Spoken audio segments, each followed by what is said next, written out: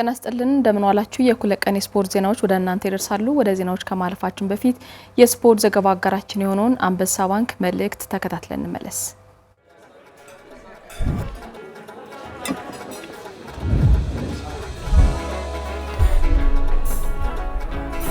ይቅርታ ወንድሜ እንጀራ ጭማሪ እሺ ጨምራለሁ በየአይነት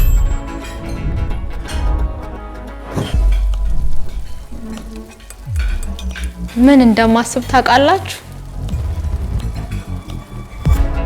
ቶሎ ያለኝን ገንዘብ ቆጥቤ ቦታዬ ማስፋፋት ምግቦቼ ላይ መጠበብ ያልተቀመሱ ያልተለመዱ አሰራሮችን መሞከር ማን ይሰራው የታለ የኔ ብቻ የሆነ የምለይበትን ጣዕም መፍጠር ገና ሲቀምሱት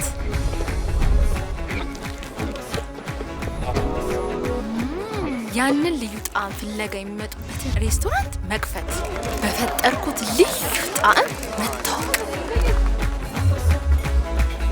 እንጀምረው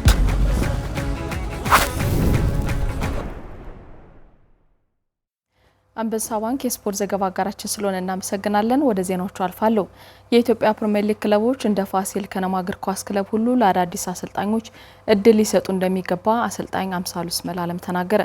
አሰልጣኙ ከዮሐንስ ሳሌ መልቀቅ በኋላ ፋሲል ከነማን ተረክቦ 6 ጨዋታዎችን መርቷል ተጨማሪውን አብረን እንከታተል ዳግም ምናልባት ጎል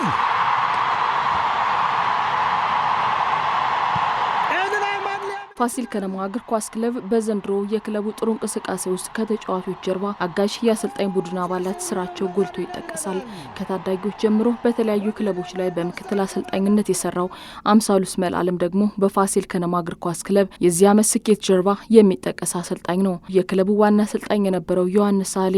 ብሔራዊ ቡድንን ለማሰልጠን ኃላፊነት ሲሰጠው አምሳሉ በፋሲል ከነማ እግር ኳስ ክለብ የቦርድ አመራሮች ዘንድ ክለቡን በዋና አሰልጣኝነት እንዲመራ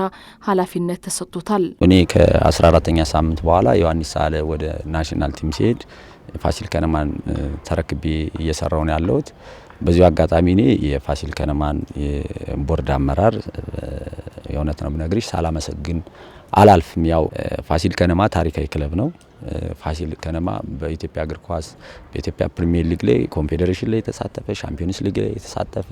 ታሪክ የሰራ ክለብ ነውና በዚህ ታሪክ የሰራ ክለብ ላይ እንደኛ አይነት ወጣት አሰልጣኞችን ደግሞ የቦርድ ሜምበር አምኑ ለኛ ኃላፊነት መስጠት እጅግ በጣም ከኔ አልፎ ለሌሎች ወጣት አሰልጣኞችም ተስፋ የሚያደርግ ነገር ነው በሊጉ ልምድ ያለውን ፋሲል ከነማ እግር ኳስ ክለብን ተረክቦ ማሰልጠን ብዙ ፈታኝ ነገሮች እንደነበሩት ነው አምሳሉ የገለጸው ከዜሮ አይደለም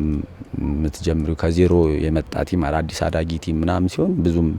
ጫናዎች አይኖርም ምንድነው ኤክስፒሪያንስ ተምሬበታለሁ ታሪካዊ ክለብ ላይ ስትመጪ ትንሽ ቻሌንጅ እንዳለው ተረድቻለሁ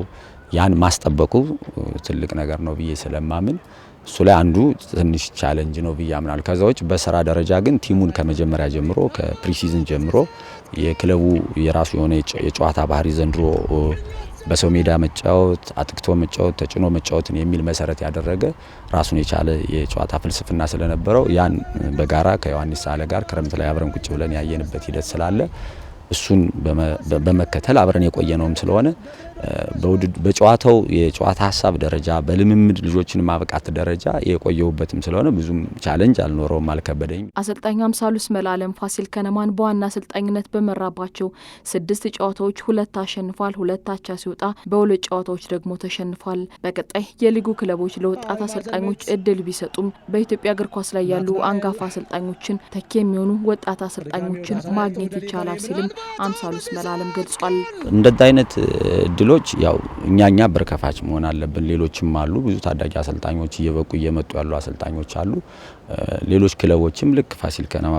ባረገው ልክ እንደዛ አይነት ኃላፊነት መስጠት ተገቢ ነው ብዬ አምናለሁ ክለቦች ብቻ ሳይሆን እኛም የተሰጠንን ኃላፊነት በአግባቡ ሰርተን ከተወጣነ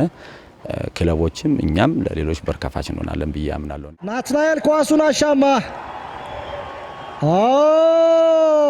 ራሱ ላይ ነው ጎል ያስቆጠረው የሲቢኤ የኢትዮጵያ ፕሪሚየር ሊግ የመጀመሪያ ዙር ውድድር አፈጻጸምን የሊጉ አክሲዮን ማህበር ተመልክቷል። ትላንት የክለቡ የበላይ ኃላፊዎች በተገኙበት የውድድሩ የመጀመሪያ ዘመኑ አፈጻጸም እንዲሁም የዳኝነት አፈጻጸሙ ላይ ውይይት ተደርጓል። የ2018 ሲቢኤ የኢትዮጵያ ፕሪሚየር ሊግ ውድድር አፈጻጸም ሪፖርት በኢትዮጵያ ፕሪሚየር ሊግ የውድድርና ስነስርዓት ኮሚቴ ዶክተር ወገኔ ዋልተ ንጉስ ቀርቦ ውይይት ሲደረግበት፣ በተመሳሳይ የዳኝነት አፈጻጸም ሪፖርት በብሔራዊ ዳኞች ኮሚቴ ሰብሳቢ አቶ ሸዋንግዛው ተባባል ቀርቧል። ተሳታፊ ክለቦች በውድድሩ በአጠቃላይ ሂደት ስለታዘቡት አስተያየት እና ጥያቄዎችን አንስተውም ምላሽ ተሰጥቶባቸዋል። ክለቦቹ ወደ ራሳቸው በማየት ያሉባቸውን ችግር እንዲያስተካክሉ እንዲሁም የዳኝነት ክፍተቶች በቀጣይ እንዲሻሻሉም በትኩረት የተነሱ ሀሳቦች ናቸው።